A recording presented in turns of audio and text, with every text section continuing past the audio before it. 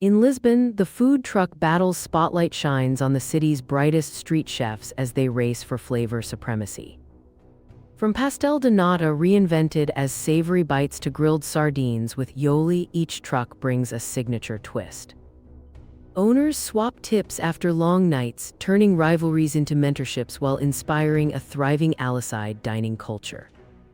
With sturdy wagons, bold spices, and a festival atmosphere, they transform sidewalks into edible playgrounds for locals and visitors.